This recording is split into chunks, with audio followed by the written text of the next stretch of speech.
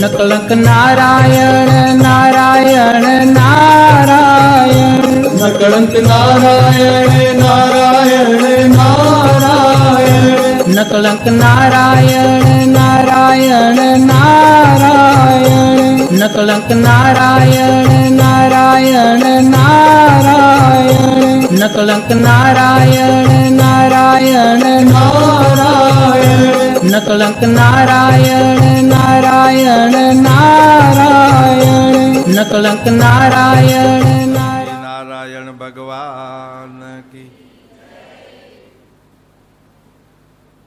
આજે એકાદશી અનુષ્ઠાનનો આજે 7મો દિવસ.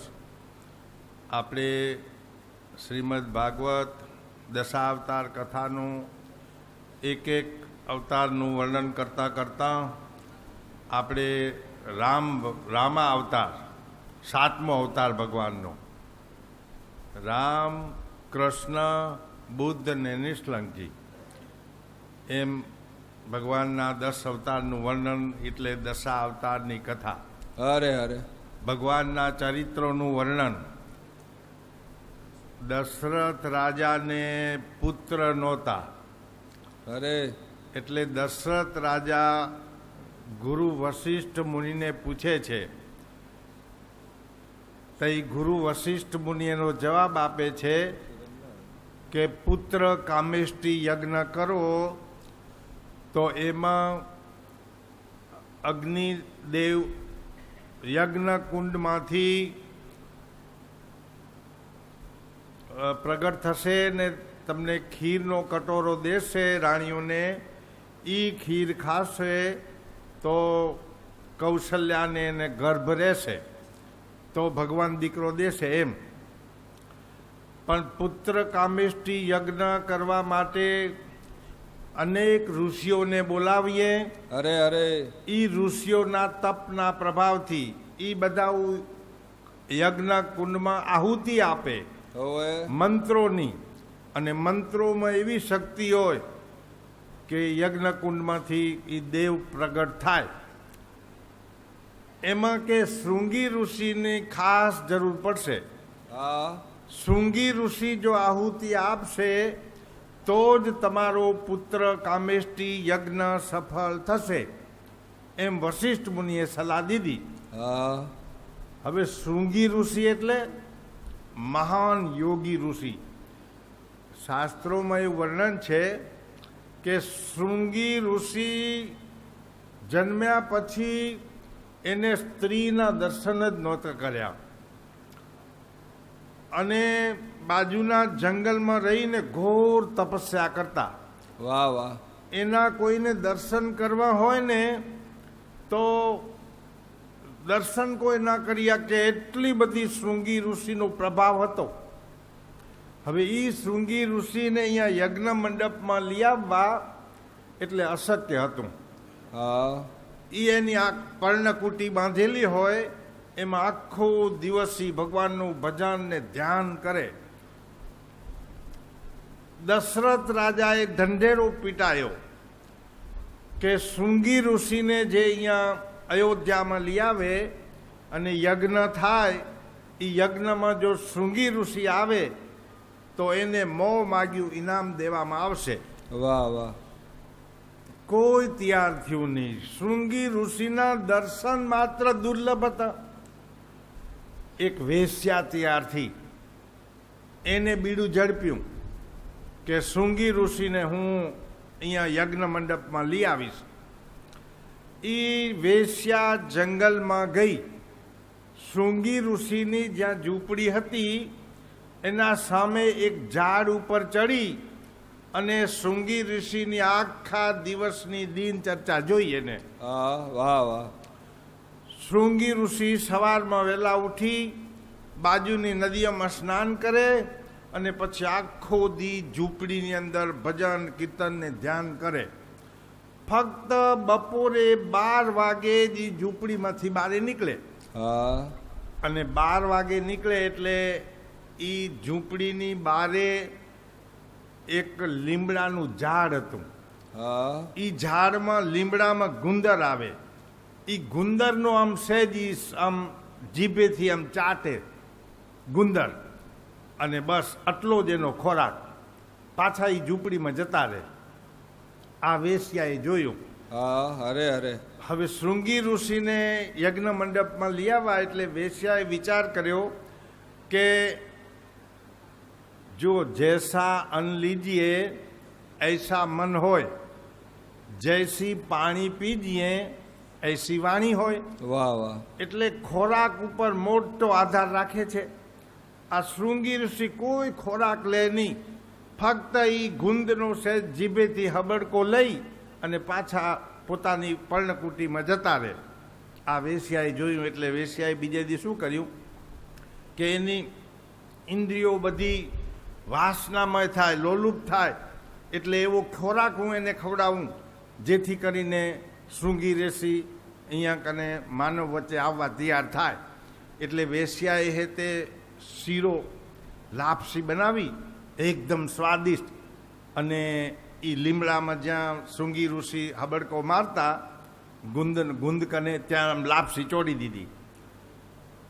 શૃંગી ઋષિ બીજે દી સવારમાં 12 વાગે નીકળ્યા. અરે અરે. તે એને આમ જીભનો હબડકો માર્યો એટલે એને એકદમ સ્વાદ આવ્યો. આ રોજ કરતા હતા સ્વાદિષ્ટ છે. વાહ પ્રભુ વાહ, તે મને મારા ઉપર કેટલી કૃપા કરી. ઓલી વેશ્યા રોજ શીરો ચોપડતી જાય, શીરો ચોપડતી જાય. શૃંગી ઋષિ ખાતા થાય અને એનો ચહેરો જુએ સંતાઈને. પ્રસન્ન થાય રહ્યા કે કેમ, એકદમ પ્રસન્ન થઈ જતા. પછી એક દિવસ શું કર્યું વેશ્યાએ, તૈયાર ભોજનનો થાળ એટલે એ ઝાડવા નીચે મૂકી દીધો. હા. શૃંગી ઋષિ પાછા 12 વાગે નીકળ્યા. ઓહો વાહ પ્રભુ વાહ, તે તો આજ મારા માટે સુંદર મજાનો ભોજનનો થાળ દીધો. એને ભોજન ખાવાનું શરૂ કર્યું. એટલે ભોજનમાં પછી સ્વાદિષ્ટ તીખા અને તમતમતા અને સ્વાદિષ્ટ ભોજન, ઓલી રોજ ભોજન મૂકતી જાય. અરે અરે. અને શૃંગી ઋષિની એના હાવ ભાવ જુએ. અઠવાડિયું 15 દી સુધી એવી રીતે કર્યું. એક દી પછી થાળ મૂક્યો નહીં, એને ભોજનનો થાળ ન મૂક્યો. અને શૃંગી ઋષિ આવ્યા બારે. આ હા હા પ્રભુ, તે આ કેવું કર્યું, આજ મને ભોજન ના દીધું. તે એકદમ એનો ચહેરો બદલાઈ ગયો. એટલે ઓલી વેશ્યા આવી શૃંગી ઋષિ કને, પ્રભુ માફ કરજો, ભોજનનો થાળ હું જ્યાં મૂકતી હતી. હવે તમે મને જો આજ્ઞા દો તો હું અહીંયા કને રહું, તમારી સેવા કરીશ, તમારી કુટીરની સફાઈ કરીશ, પાણી ભરી દઈશ અને તમને હું ભોજન જમાડીશ.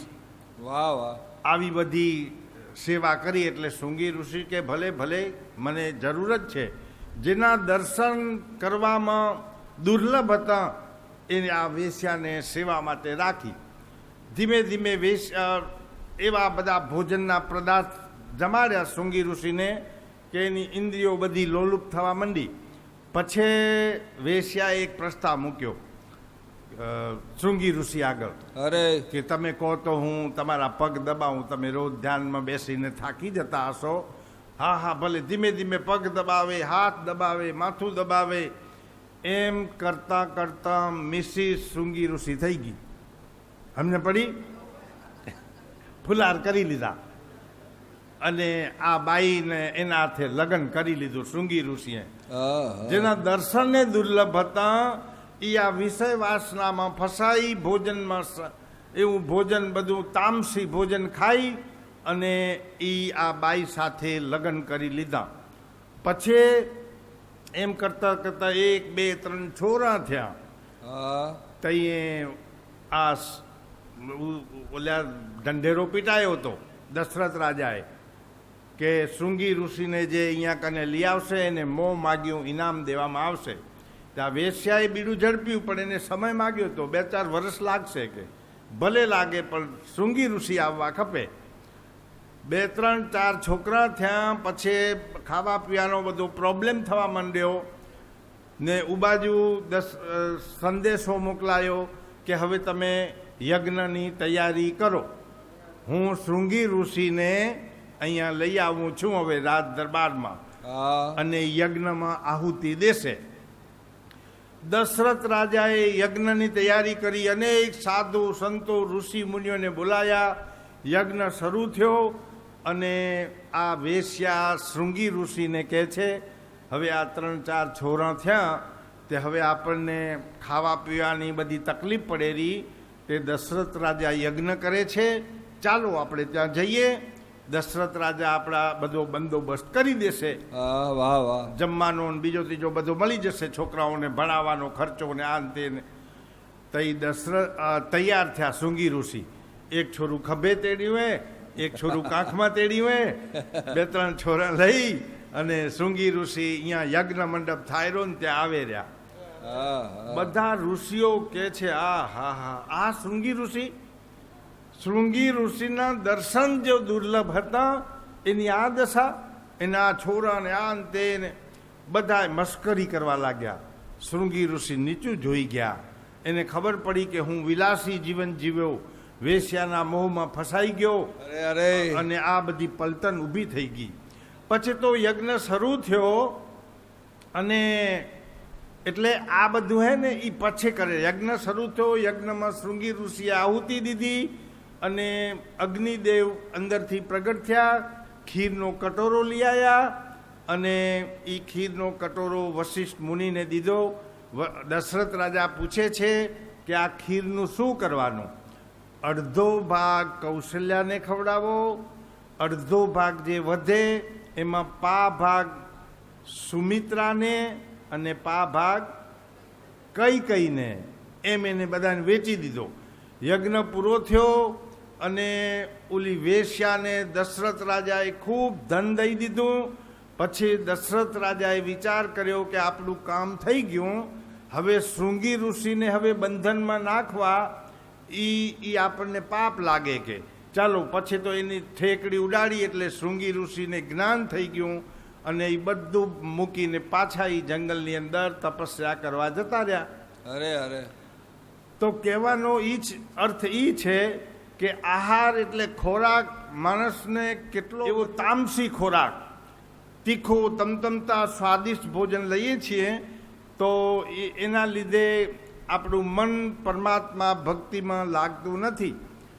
પછી તો યજ્ઞ થયો, કૌશલ્યાના પેટમાં ગર્ભ રહ્યો અને રામ ભગવાનનો જન્મ થયો. અરે અરે કઈ થયો તો રામનવમીનો પરમ પવિત્ર સમય પ્રાપ્ત થયો છે. 10 દિશાઓ પ્રસન્ન થઈ છે. મંદ મંદ સુગંધ સુગંધ શીતલ વાયુ વાવા લાગ્યો છે. વાહ વાહ ઉતાવળિયા દેવો આકાશમાં તળિંગ તળિંગ ડિંગ ડિંગના વાજિંત્રો દુદુંબી વાજિંત્રો વાગી રહ્યા છે. સાધુઓના મન આજ પ્રસન્ન છે. અયોધ્યામાં આજ પરમાત્મા આવવાના છે. અમને બધાને એના દર્શન થશે. અગ્નિકુંડમાં બિરાજેલા અગ્નિદેવો બહાર આવ્યા છે. અરે અરે ચૈત્ર માસ શુક્લ પક્ષ પરિપૂર્ણ 9મી તિથિ, જેને આજે લોકો રામનવમી કહે છે, બરાબર 12 વાગે કૌશલ્યા માતાની સન્મુખ ચતુર્ભુજ રૂપે શ્રી પરમાત્મા રામચંદ્રજી ભગવાન પ્રગટ થયા છે. બોલીએ સિયાવર રામચંદ્ર કી. હરિઓમ હરિઓમ.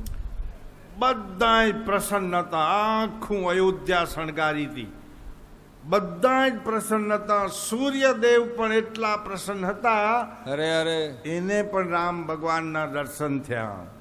એક ચંદ્ર નારાજ હતો. ચંદ્ર કહેર્યો કે આ સૂરજ અહીંયાથી હટે તો પછી મારો વારો આવે તો હું દર્શન કરું રામ ભગવાનના. આ સૂર્ય હટતો જ નથી. તઈ ચંદ્રે રામ ભગવાનને વિનંતી કરી. અરે તઈ રામ ભગવાન એમ કે છે આ રામા અવતારમાં મેં સૂર્યને લાભ દીધો તો મારા દર્શનનો, પણ કૃષ્ણ અવતારમાં હું તને લાભ દઈશ. એટલે કૃષ્ણ રામ અવતારમાં રામ ભગવાન દિવસના 12 વાગે જન્મ્યા હતા. જય કૃષ્ણ ભગવાન મધ્યરાત્રિના 12 વાગે જન્મ્યા. ઓય એટલે ચંદ્રને એના દર્શન થયા. પછી તો રામ ભગવાનની બાળ લીલા અદ્ભુત છે. રામ લક્ષ્મણ સીતા રામ લક્ષ્મણ ને ભરત ને શત્રુઘ્ન ચારે ભાઈ રમવા જાય ને તે રામ ભગવાન હાથે કરીને હારી જાય. ગેલી દંડાની રમતો રમે ને રામ હારી જાય અરે અરે ને ઘરે જઈને કૌશલ્યાને માન કે માં આજ ભરત જીતી ગયો, ભરતે મને હરાવી દીધો. આજ હા ભાઈને મોટા કરે પોતે હારી જાય. એમ કરતા કરતા રામ ભગવાન મોટા થયા. સ્વર્ગના દેવોએ વિચાર કર્યો કે આવી રીતે ને આવી રીતે રામ ભગવાન જો અયોધ્યામાં રહેશે તો પછી અહીંયા ઓલા રાવણને મારશે કોણ? એટલા માટે દેવોએ રચના કરી ઓએ રાવણને મારવા માટે. પછી દશરથ રાજાને એક દિવસ માથામાં બાળ ઓળતા હતા, સફેદ વાત જણાયું. તઈ દશરથ રાજે વિચાર કર્યો કે હવે મારા ધોળા આવવા માંડ્યા છે, હવે મારે રામને ગાદી સોંપી દેવી જોઈએ અને મારે હવે નિવૃત્ત થઈ જવું જોઈએ. સફેદ વાળ જોઈને એક વાર સફેદ થયું તોય દશરથ રાજાને વિચાર આવ્યો, અરે અરે આપણું તો આખું માથે બધું ધોળું થઈ જાય રહ્યું તોય મુકતા નથી, ફરી કાળું થઈ જાય રહ્યું તુલસી આપો કે હે કાળા વાળ કરવાની દવા આવેલી બાપો જાણે રહ્યા. સાચી વાત. પછી તો દશરથ રાજાએ જાહેર કર્યું કે આવતીકાલે રામ ભગવાનનો રાજ્યાભિષેક થશે. અરે અરે હવે દેવોએ વિચાર કર્યો કે હવે આ અયોધ્યામાં કેની બુદ્ધિ બગાડવી જેથી કરીને અયોધ્યામાં રામ ભગવાનને રાજાને બદલે વનવાસ મળે. તો મંથરા દાસીમાં પ્રવેશ કર્યો અને મંથરાએ કૈકેયીને ભરાવી. આ કૈકેયી રાણી છે ને દશરથ રાજાને એકદમ પ્રિય હતી, માનીતી રાણી હતી. અને રામ ભગવાન પણ કૈકેયીને ખૂબ આદર આપતા. કૌશલ્યા કરતા કૈકેયી માને બહુ આદર રામ ભગવાન દેતા ને કૈકેયી માને પણ રામ ભગવાન ખૂબ વાલા હતા. અરે અરે તઈ રમત રમવા ગયા ને તઈ પછી બપોરે જમવા ન આવ્યા. એટલે બધાએ બોલાવા ગયા તો કે કૈકેયીમાં બોલાવા આવે તો હું જમવા જાઉં. કૈકેયીમાં બોલાવા ગયા, બેટા જમવા હાલ કેમ આવતો નથી, બપોરનો ટાઈમ થઈ ગયો. તઈએ રામ ભગવાન કહે છે કે તમને કલંક ઓરવાનું હોય. શેનું કલંક? મને 14 વર્ષનો વનવાસ તમને મને દેવાનો હોય.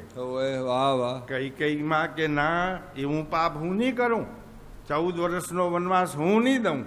તો કે માં તમને કલંક વોરવું જ પડશે, અને જો નહીં વોરો તો રાવણને બીજા કઈક રાક્ષસોને મારવા હે એ કામ નહીં થાય, એટલે તમને કલંક વોરવું જ પડશે. તઈએ કૈકેયી માગે છે હારું લો તમે કહો છો તે વોરીશ, પણ તમે મને ધાવ્યા નથી, ધાવો તો મારે પેટે જન્મ લો તો હવે મારી કોકે જન્મ. તો કે આ અવતારમાં હું કૌશલ્યાના પેટે જન્મ્યો હું, પણ આવતા કૃષ્ણ અવતારમાં હું તમને ધાવીશ, તમને ધાવીને મોટો થઈશ. તો પછી જન્મ દેવકીના કુખે લીધો, દેવકીજીના દૂધ તજીને વાલો મારો જશોદાને ધાવે. પછી ઉમા કને ગયા. એ આ યુગમાં એનું વચન હતું એટલે ખરી વાત. એટલે રામજી એના ચોપડા ચોખા રાખે, હિસાબ એના તલતલ ના રાખે. રામજી શેઠ સધર છે. પછી કલંક પછી મંથરામાં પ્રવેશ કર્યો. મંથરાએ કૈકેયીને ભરાવી કે આવતીકાલે રામ ભગવાનનો રાજ્યાભિષેક થશે, તમને ખબર નથી. ઓલી રાજી થયા. કૈકેયીમાં રાજી થયા, વાહ મારો રામ ગાદી. ધીમે ધીમે મંથરા એવી કાન ભંભેરણી કરી અને એના કાને 2 વચન હતા. એ વચન ક્યાં હતા? દશરથ રાજા સ્વર્ગની અંદર દેવોને મદદ કરવા ગયા હતા. યુદ્ધ થયું ને, દેવો ને દાનવો વચ્ચે યુદ્ધ થયું. તઈ દેવોએ દશરથ રાજાની મદદ માગી કે તમે આવજો, તમારા વગર અમે આ યુદ્ધ જીતી નહીં શકીએ. અરે અરે હવે એ કેટલા મહાન હશે કે સ્વર્ગમાં દેવોને મદદ કરવા રથ લઈને ગયા હતા દશરથ રાજા, અને એ કઈ કઈ રાણીને ભેગી લઈ ગયા હતા. તો એ રથનું યુદ્ધની અંદર ધંધોકાર યુદ્ધ ચાલતું હતું ને રથના પેડાનો ખીલડો નીકળી ગયો, અને દશરથ રાજાને ખબર ના પડે એ રીતે એને ખીલડાની જગ્યાએ આંગળી ગાળી દીધી. ઓય નહીતર પેડું નીકળી જાત, રથ પડી જાત અને દશરથ રાજા યુદ્ધ હારી જત. આંગળી લોહી લુહાણ થઈ ગઈ. યુદ્ધ દશરથ રાજા જીતી ગયા અને પાછું વળીને જુએ તો કૈકેયીની આંગળી લોહી લુહાણ. હા હા હા તઈ દશરથ રાજા પ્રસન્ન થયા. કૈકેયીને કે માગ માગ માગે ઈ દઉં. તો કે હમણાં મને કાંઈ જરૂર નથી, જરૂર પડશે તઈ હું વરદાન માગી લઈશ. ઓય તો અહીંયા રામ ભગવાનને જઈ 14 વર્ષનો વનવાસ મળ્યો. દશરથ રાજા જઈ કૈકેયીના મહેલમાં આવ્યા તે કૈકેયી રિયાઈ ગયા, ઓય કોપ ભવનમાં જતા રહ્યા. તઈ દશરથ રાજા પૂછે છે તમને શું થયું છે? તો કે મારા 2 વરદાન બાકી છે એ આપો. અરે જે માગી તને દઉં. કે પહેલું વરદાન એ માગું છું કે રામ ભગવાન 2 વરદાન ક્યાં માગ્યા? એક રામ ભગવાનને 14 વર્ષનો વનવાસ, હે, અને ભરત મારો ગાદીએ બેસે. આ 2 વરદાન માગ્યા. દશરથ રાજા કે ભરત ગાદીએ બેસે એ વરદાન તો હું સ્વીકારું છું, ભલે મારો ભરત ગાદીએ બેસે, મારો રામ રાજી થશે.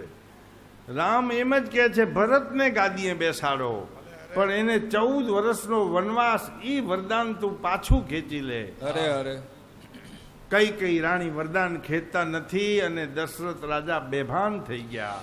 એ કઈ તારો ભરતજી એ ભલે ને ગાદીએ આવે રે, વનના દે મારા રામને હો, તને જોઈએ તે બીજો તો માગી જોને લેને રે, વનના દે મારા રામને હો, કે તો તને પાયે લાગુ, કહે તો પ્રાણ ત્યાગુ, કહે તો રે ભિખારી થઈને ભીખ માગો રે, હે વનના દે મારા રામને. અવિચારી ના ગણ તું તો સિદ્ધને સંતાપે, અવિચારી ના ગણ તું તો સિદ્ધને સંતાપે, કલેજામાં લાગે આમને કટારી રે, વનના દે મારા રામને હો. વાહ વાહ વાહ, મારા રામને તું વન ના દે. બીજું જે કેવું માગવું હોય માગ, પણ મારા રામને તું વનમાં ના મોકલ. વાહ વાહ કઈ એકના 2 નથી થતા. નારીને અબળા ન સમજો, નારી ઈ સબળા છે. નારીને જે અબળા સમજે ઈ માનવ નબળા છે. ઋષિ મુનિઓને અવતારો આપ્યા, નારીની કુખે સૌ પાક્યા. સંત સુરાને સતીઓ જેવા રત્નો નારીએ આપ્યા છે. કુંતાને કૌશલ્યા ભાળો, કુંતાને કૌશલ્યા ભાળો, માતા દેવકીને નિહાળો. રામ કૃષ્ણને અર્જુન જેવા સુરવીરો નારીએ આપ્યા છે. વાહ વાહ સીતાને સુભદ્રાને ભાળો, નારીની શક્તિને પીછાણો. લવ કુશને અભિમન્યુ જેવા સુરવીરો એવા યુવાનો નારીએ આપ્યા છે. સાવિત્રીને અનસુયા ભાળો, અરે. માતા જીજાબાઈને નિહાળો. રામદાસને શિવાજી જેવા સુરવીરો નારીએ આપ્યા છે. વાહ વાહ રત્નો કેરી ખાણ છે, વાહ વાહ સમજો કૌરવ કેરો ઈ કાળ છે. દેશની સંસ્કૃતિ કાજે બલિદાનો નારીએ આપ્યા છે. નારીને અબળા ન સમજો, નારી ઈ સબળા છે. પછી તો રામ ભગવાન 14 વર્ષ વનવાસ થાય છે વનમાં, અને આ સતી સીતાને ખબર પડી કે મારું સૌભાગ્ય વનમાં જઈ રહ્યું છે, વાહ વાહ મારે પણ ભેગા જવું જોઈએ. સતી સ્ત્રીની પવિત્ર ફરજ છે કે પતિના સુખમાં સુખ અને પતિના દુઃખમાં દુઃખ. વાહ વાહ સતી સીતા રામ ભગવાન પાસે રજા લેવા આવે છે. તઈ રામ ભગવાન કૌશલ્યા માના મહેલમાં હતા. સતી સીતા પેલી કૌશલ્યા માં કને માફી માગેરી માં. આમ તો આર્યપુત્ર એટલે રામ, ઓવે રામની પેલી કૌશલ્યામાની માફી માગેલી કે આમ તો તમારી હાજરીમાં આર્યપુત્ર જોડે મારાથી ના બોલાય, પણ આજે બોલવાનો પ્રસંગ ઉપસ્થિત થયો છે તો રઘુકુલની મર્યાદા જો લોપાતી હોય તો આ જનકની પુત્રી સીતાને માં તમે માફ કરી દેજો. કેટલા બધા સંસ્કારો નિભાયા હતા સતી સીતાએ હા હા કે માની હાજરીમાં બે જણા વાતું ન કરી શકે.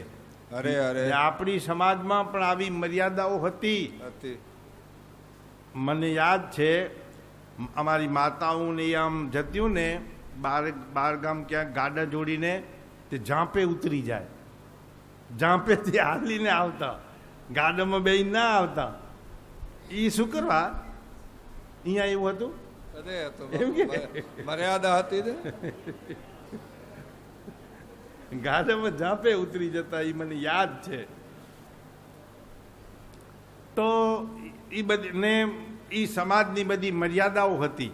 સતી સીતા પેલી કૌશલ્યામાં કને માફી માગે કે તમારી હાજરીમાં રામ જોડે મારાથી ન બોલાય, પણ આજ બોલવાનો પ્રસંગ ઉપસ્થિત થયો છે તો રઘુકુલની જો મર્યાદા લોપાતી હોય તો જનકની પુત્રી સીતાને માં તમે માફ કરી દેજો. હા હા હા તઈ કૌશલ્યામાં એ રજા દીધી. અરે અરે બેટા તને જે કેવું હોય કે મારી તને રજા હે.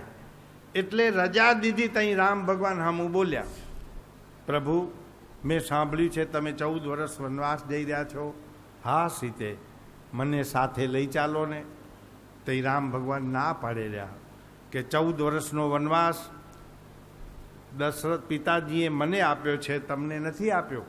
તમે મા બાપની સેવા કરો, રાજ વૈભવ ભોગવો અને મોજ મજાથી રહો. હું 14 વર્ષ વનવાસ હું જઈશ. અરે અરે રામ ભગવાને ના પાડી.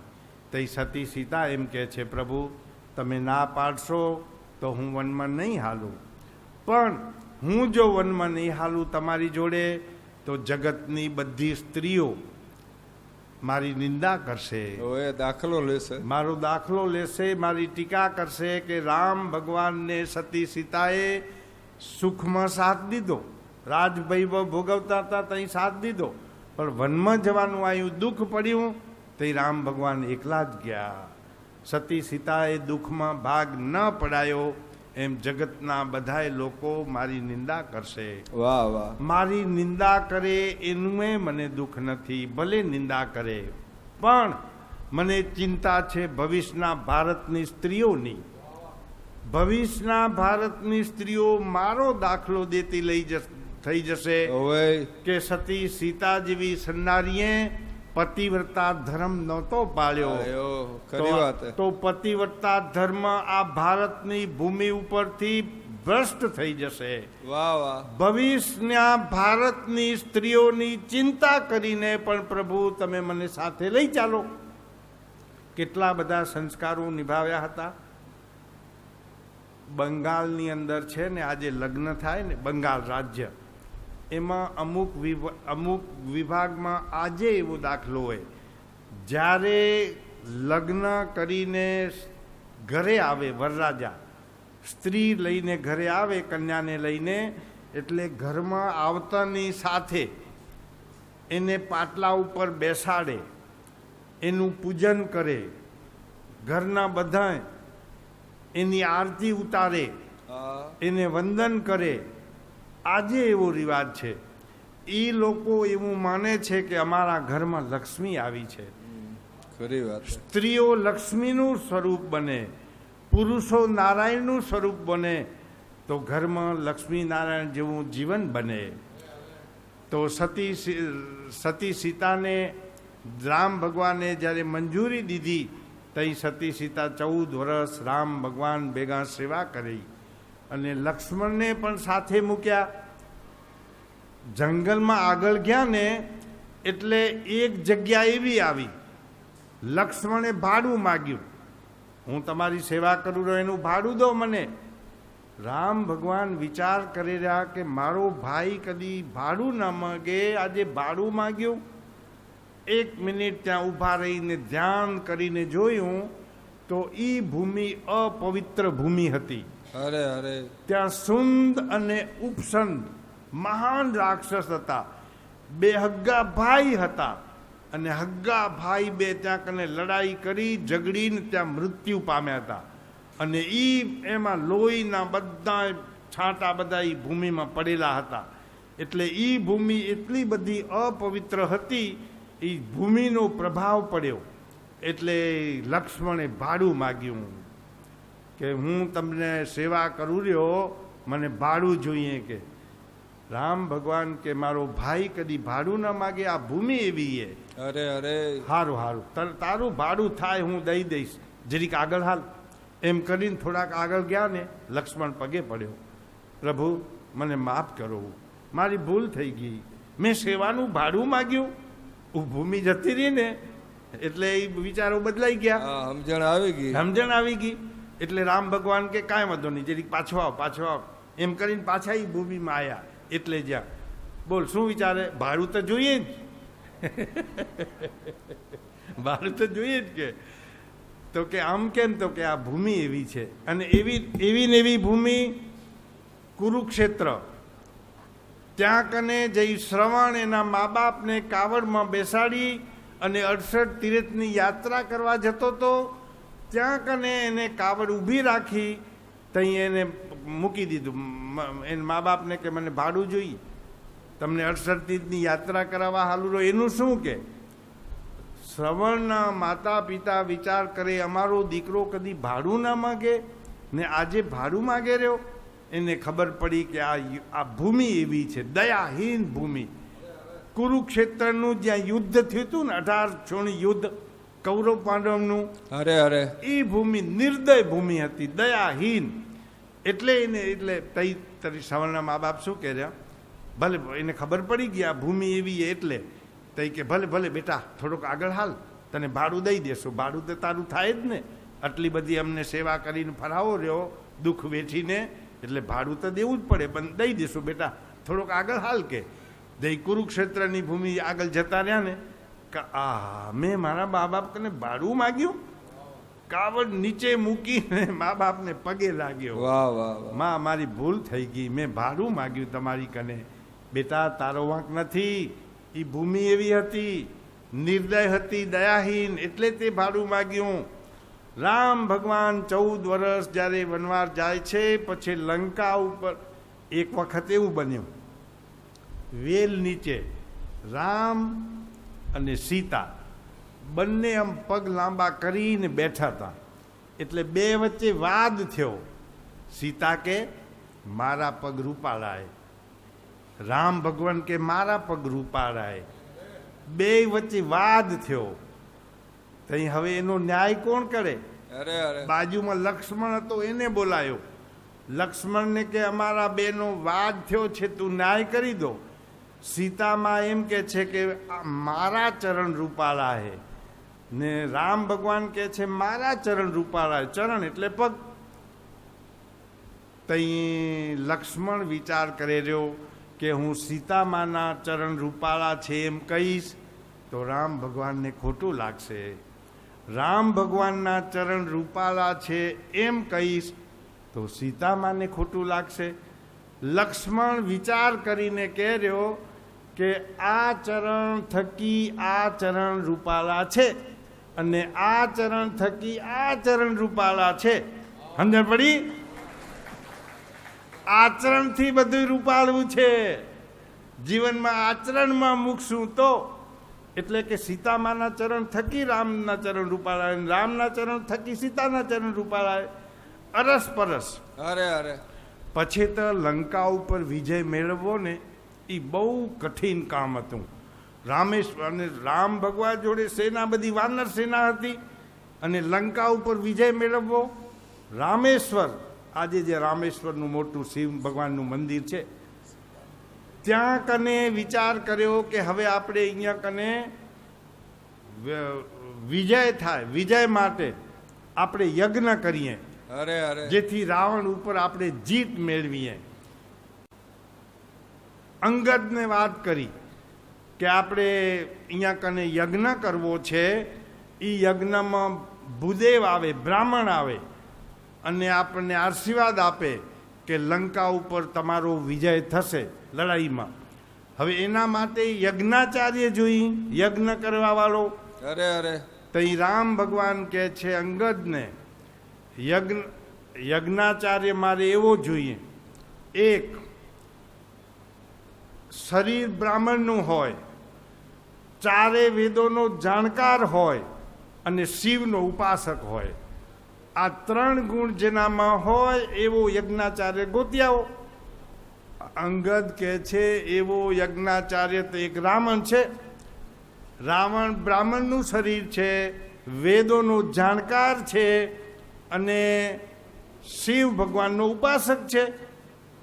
તો કે જાઓ રાવણ કને, આપણે લંકા ઉપર વિજય મેળવવો છે, એટલે એવા આપણે આશીર્વાદ લેવા છે યજ્ઞાચાર્ય કને. અંગદ કે ઈ તો લંકા ઉપર વિજય, પોતના ઉપર વિજય મેળવો, પોતે એવા આશીર્વાદ થોડા દે. તો કે એને પૂછીતા આવો. અંગદ ત્યાં જાય છે, જાંબુવંત ત્યાં જાય છે.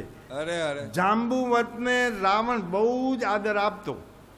સૈનિકે સમાચાર મૂક્યા સૈનિક દ્વારા કે જાંબુવંત તમને મળવા આવ્યા છે. રામ ભગવાન ઓલા રાવણ કહે છે એને માન સહિત અહીંયા લઈ આવ્યો. લઈ આવ્યા, આસન આપ્યું. બોલો આવવાનું કાંઈ પ્રયોજન?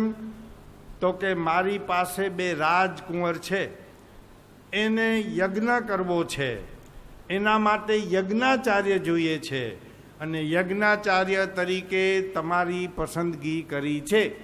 તમે યજ્ઞ કરવા આવશો?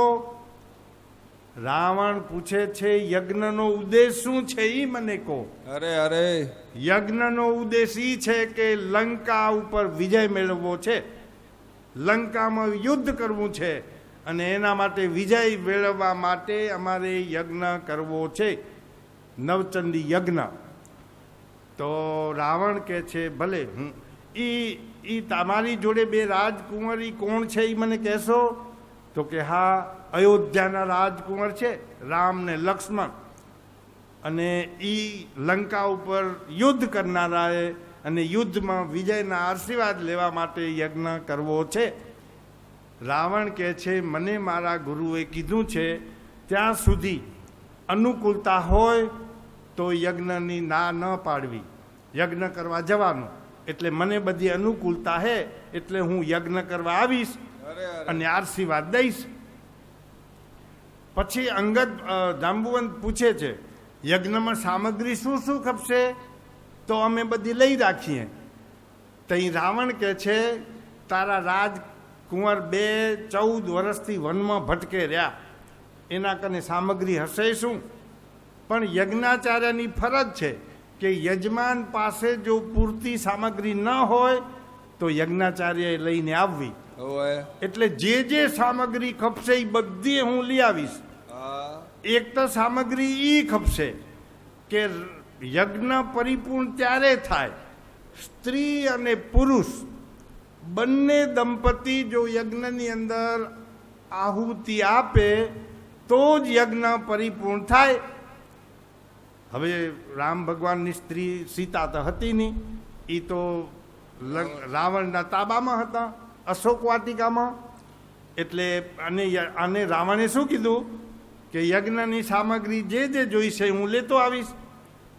રાવણે માણસને મૂક્યો, જાઓ સીતાને કહી દો કે તમને રામ ભગવાન યજ્ઞ કરે છે તે એની જોડે બેસીને તૈયાર થવાનું છે અને યજ્ઞમાં આહુતિ દેવાની છે.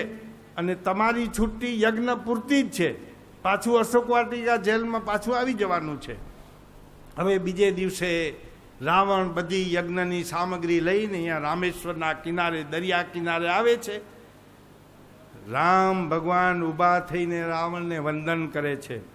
યજ્ઞાચાર્ય હતા એટલે એને વંદન કર્યા. વંદન કરીને ત્યાં કને યજ્ઞ આરંભાયો. અરે અરે એના પહેલા રાવણે રામ ભગવાનને પૂછ્યું, તમારી પત્ની ક્યાં છે? એને બાજુમાં બેસાડો. પતિ પત્ની બે જો યજ્ઞમાં આહુતિ આપે તો જ યજ્ઞ સફળ થાય. મારી પત્ની મારે કન નથી, તો એ સામગ્રી મને લઈ આવવી પડે. એને એના દીકરાને ઇન્દ્રજીતને આદેશ કર્યો, જાઓ પ્લેનમાં બેસાડીને સીતાને અહીંયાની હાજર કરો. હા હા સીતાની પાસે બેસાડ્યા, યજ્ઞ કર્યો, આહુતિ દીધી. અને યજ્ઞ જ્યારે પૂરો થયો તો એ રાવણે આશીર્વાદ દીધા, વિજયો તો ભવ, તમારો લંકા ઉપર વિજય થાવ, એવા આશીર્વાદ રાવણે દીધા. પછી રામ ભગવાન પૂછે છે યજ્ઞાચાર્ય રાવણને, તમે યજ્ઞ બહુ સુંદર રીતે કરો, આશીર્વાદ મળ્યા, તમારી દક્ષિણા માગી લો. દક્ષિણા તો દેવી પડે ને, કે તમે 14 વર્ષથી વનમાં ભટકો રહ્યા, તમારા કને છે શું? હું દક્ષિણા માગું કે? મારા કને તો આખી લંકા સોનાની હે અને બધા દેવો બધા મારે વશમાં હે, અઢળક સમૃદ્ધિ હે મારી કને, તમે મને દક્ષિણા શું દેશો? વાહ વાહ તો રામ ભગવાન કે છે, જ્યાં સુધી હું રઘુનંદન છું, પ્રાણ જાય પણ વચન ન જાય, તમે જે દક્ષિણા માગશો એ હું આપીશ. તો રાવણ કહે છે કે હમણાંની સમય આવે હું માગી લઈશ. તો રામ ભગવાન કહે છે, એ સમય દેવા માટે મારી કને હોય કે ના હોય, અત્યારે મારી કને છે, જે માગશો એ દઈશ. તો રાવણે દક્ષિણામાં શું માગ્યું હતું? રામ ભગવાન કને, મેં સાંભળ્યું છે તમે ત્રિલોકીના નાથ છો, તમે જન્મ મરણના ફેડા લોકોના તમે મટાડો છો. હું દક્ષિણામાં એ માગું છું કે જ્યારે મારા છેલ્લા શ્વાસ ચાલતા હોય, હું જ્યારે મરણ પથારીએ પડ્યો હોઉં અને છેલ્લો શ્વાસ મારો ચાલે, તઈ પ્રભુ તમે મારી જોડે રહી અને મને મોક્ષ ગતિએ પહોંચાડજો. વાહ વાહ આ રાવણે દક્ષિણા માગી. રામ ભગવાન કે તથાસ્તુ, એમ જ થશે.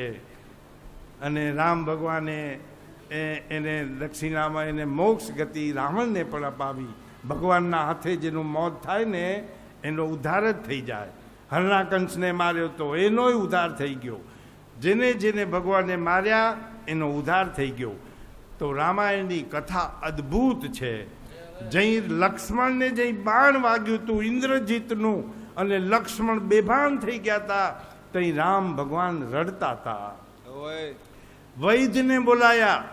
વૈદ આવવા તૈયાર નહીં ત્યાંનો. તે આખો મેલ આમ હનુમાને ઉંચકીને વૈદ્યનો અહીંયા હાજર કર્યો. વૈદ્યે લક્ષ્મણની નાડી તપાસી અને કીધું કે આને હિમાલયમાં ઔષધિએ ઈ આવે તો જ આ લક્ષ્મણ જીવતો થશે, અને તે દિવસ ઉગ્યા પહેલા આવી જાય તો. દિવસ ઉગ્યા પહેલા કોણ? તો હનુમાન કે હું લઈ આવીશ. હનુમાન હિમાલયમાં ગયા કૂદીને, અને હું ઔષધિ ના જડે, કઈ ઔષધિ એ ખબર ના પડે, આખો ડુંગરો ઉપાડ્યો કે જે ઔષધિ ઓલાને કપશે એ લઈ લેશે. આખો ડુંગરો ઉપાડીને અયોધ્યા ઉપરથી જઈ હનુમાન જવા માંડ્યા. લક્ષ્મણ અહીંયા ભરતજી અહીંયા તપસ્યા કરતા હતા, એને જોયું આ કોઈ બળુકો રાક્ષસ જાય રહ્યો અને લંકામાં રામ ભગવાન ઉપર આ ડુંગર નાખશે અને મારા ભાઈનું મૃત્યુ થશે. બાણ માર્યું ને ઓલ્યા હનુમાન છે નીચે આવીને પડ્યા ડુંગરા હાથે. હે રામ એમ બોલ્યા. લક્ષ્મણે આને વિચાર થયો ભરતને કે રામ તો મારા ભાઈનું નામ, કોણ છો? બધું પૂછપરછ કરી તો કે લક્ષ્મણને બાણ વાગ્યું અને દિવસ ઉગ્યા પહેલાં જો હું નહીં પહોંચું તો લક્ષ્મણનું મૃત્યુ થશે. ને હવે તો બાણ માર્યું એટલે મારો પગ લંગડો થઈ ગયો, હવે હું ત્યાં કેવી રીતે પહોંચીશ? ભરત કે હું તમને લંકા શું પરલંકા પહોંચાડી દઈશ, જ્યાં જવું હશે ત્યાં પહોંચાડી દઈશ, કે તેને ચિંતા ના કરો. તઈ પછી આ વાતની જઈ ખબર પડી ને અરે અરે એટલે કૌશલ્યાજી આયા. પછી લક્ષ્મણને ઘરેથી કોણ ઉર્મિલા આવી, અહીંયા કને અહીંયા નંદીગ્રામમાં ભરત કને બધા આવ્યા કે લક્ષ્મણને બાણ વાગ્યું હે અને લક્ષ્મણ મૂર્છામાં છે કે. તઈ કૌશલ્યામાં શું કર્યા, રામ ભગવાનને કહી દેજો, રામને કહી દેજો લક્ષ્મણ વગર અહીંયા તારું કોઈ સ્થાન નથી. જો લક્ષ્મણને કાંઈ થઈ ગયું તો તને અહીંયા અયોધ્યામાં પગ મૂકવા નહીં મળે, રામને કહી દેજો કે. અને ઓલી ઉર્મિલા શું કરી, ઓલી સુમિત્રા એમ કરી કે લક્ષ્મણ રામની સેવામાં મારો દીકરો હજી એક હાજર છે. અને બધાય પ્રસન્નચિત્તે વાતો કરે રહ્યા. તઈ હનુમાન પૂછે રહ્યા ઉર્મિલાને, તું કેમ ખુશ હો? લક્ષ્મણને બાણ વાગ્યું એ મૂર્છામાં હે અને તું આમ ખુશ થઈ ગયો. તઈ ઓલી ઉર્મિલા શું જવાબ દે રહી સાંભળજો. ઉર્મિલા કે મારા પતિદેવ લક્ષ્મણનું માથું રામના ખોળામાં હે. જે ભગવાનના ખોળામાં જેનું માથું છે એ કાળે ઓડો ના આવી શકે. અને તમે એમ કહો છો, હનુમાનને કહેરી ઉર્મિલા, તમે એમ કહો રહ્યા કે દી ઉગે સુધી કે જો હું નહીં પહોંચીશ તો લક્ષ્મણનું મૃત્યુ થશે. તમને 2-4 દિવસ રોકાવું હોય તો રોકાવી જાઓ, દિવસ ઉગશે જ નહીં તમે રોકાશો ત્યાં સુધી કે તમે જશો પછી દિવસની તાકાત નથી કે હવારો ઉગી શકે કે રોકાવું હોય તો રોકાઈ જાઓ અહીંયા કને. એ કેટલી બધા એમાં દિવસને ઉગવા દઉં તો ને કે કેટલી મહાન શક્તિઓ હતું. સજ્જનો, આવા મહાપુરુષોના જીવન ચરિત્રોમાંથી આપણે પ્રેરણા લઈએ ને આપણું જીવન પણ પરમાત્મામય બનાવીએ. બોલો રામચંદ્ર ભગવાન કી જય.